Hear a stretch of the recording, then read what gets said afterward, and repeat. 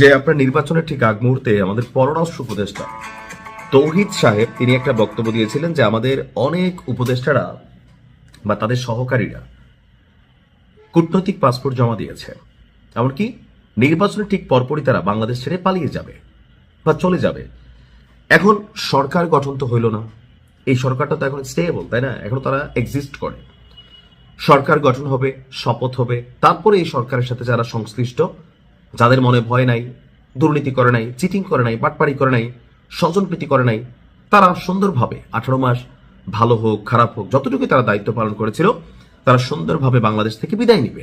কিন্তু ঘটা শুরু হয়েছে ভিন্ন ঘটনা, অর্থাৎ তৎকালীন সময় পররাষ্ট্র উপদেষ্টা তৌহিদ তিনি যে বক্তব্যগুলি দিয়েছিলেন সেটার প্রথম জায়গাতে আমরা যার নাম পাইলাম প্রধান উপদেষ্টা বিশেষ সহকারী, অর্থাৎ ডক্টর ইউনূসের বিশেষ সহকারী ফয়েজ আহমেদ তৈয়ব, তিনি দেশ ছেড়ে ভাইগা চলে গেলেন নীরবে।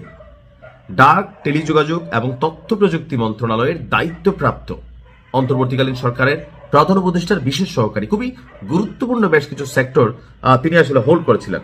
এখন সূত্র বলছে সকাল 10টার দিকে, আজকে শনিবার সকাল 10টার দিকে জার্মানির উদ্দেশ্যে ঢাকা ত্যাগ করে ফেলেছেন। আপনার বিমানবন্দর সূত্র থেকে জানা গেছে তিনি এমিরেট এয়ারলাইন্সের ফ্লাইট EK583 এই বিমানযোগে হযরত শাহজালাল বিমানবন্দর থেকে আপনার রওনা হয়েছেন। তার সফরের উদ্দেশ্য আনুষ্ঠানিকভাবে প্রকাশ করা হয়নি, জানিয়ে মানুষের মধ্যে সন্দেহ তৈরি হয়েছে প্রধান উপদেষ্টার বিশেষ সহকারী কেন নীরবে দেশ ছেড়ে চলে গেলেন, কেন এটার কাজ সম্পর্কে কোনো ব্যাখ্যা বা তথ্য আমাদের কাছে আসলো না। দর্শক, ফয়েজ আহমেদ নেদারল্যান্ডসের নাগরিক এবং বর্তমানে তিনি নেদারল্যান্ডসের প্রতিষ্ঠান ভোডাফোন জিঙ্গুতে সিনিয়র সফটওয়্যার সলিউশন আর্কিটেক্ট হিসাবে কর্মরত রয়েছেন। তো ওই যে অভিযোগ ছিল যে এই অন্তর্বর্তী সরকারটাই যারা চালাইছে তারা বিদেশি নাগরিকদের দিয়া এই রাষ্ট্রের মেরামত করতে চাইছে, সংস্কার করতে চাইছে।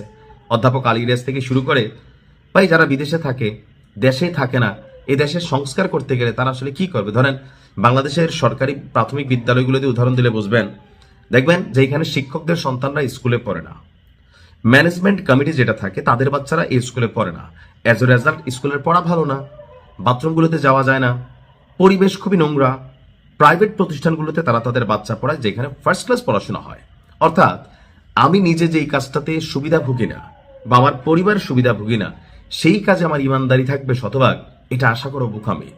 তো আমরা 2025 সালে আমরা যখন দেখলাম যে নাহিদ ইসলাম এই তথ্য প্রযুক্তি মন্ত্রণালয় থেকে পদত্যাগ করলেন, এরপর মন্ত্রণালয় খালি থাকায় 5ই মার্চ ফয়েজ আহমেদকে প্রতিমন্ত্রী পদমর্যাদায় প্রধান উপদেষ্টার বিশেষ সহকারী হিসাবে নিয়োগ দেওয়া হয়। তো তিনি আকস্মিক দেশ ত্যাগ করার পরেই মানুষের মধ্যে সন্দেহ হয়েছে যে ধান্দাটা আসলে কি করছে। দেখেন, তিনি হয়তো কোনো দুর্নীতি করেন নাই, কিন্তু এভাবে ইলেকশনের একদিন পরে দেশ ছেড়ে তিনি পালাই গেলেন। কোথায় গেলেন, কেন গেলেন, কোনো তথ্য নাই রাষ্ট্রের কাছে। ওই যে বলা হইতো যে আমাদের কি বলে যে বাণিজ্য সচিব যিনি আছেন, বাণিজ্য কি বলে উপদেষ্টা ছিলেন, তিনি কিন্তু একটা বলছিলেন বশির সাহেব যে 21 লক্ষ কোটি টাকা ঋণ করা হয়েছে। এই টোটাল টাকা কি রাষ্ট্রের কল্যাণে গেছে নাকি আসলে এরকম কোনো উপদেষ্টাদের পকেটে আছে যে ডরে ভয়ে আগের থেকে লাল পাসপোর্ট জমা দিয়া ওই কূটনৈতিক পাসপোর্ট ফালাইয়া দেশি পাসপোর্ট দিয়ে দেশ ত্যাগের পরিকল্পনা ছিল? এটাই আসলে প্রমাণিত হইল। এখন আমার মনে হয় ফয়েজ সাহেব যিনি আছেন তার বিরুদ্ধে এই অভিযোগ যেহেতু আসছে, এটার তিনি উত্তর দিবেন, তাহলে আমরা বিষয়টা ক্লিয়ার হতে পারবো। আসসালামু আলাইকুম।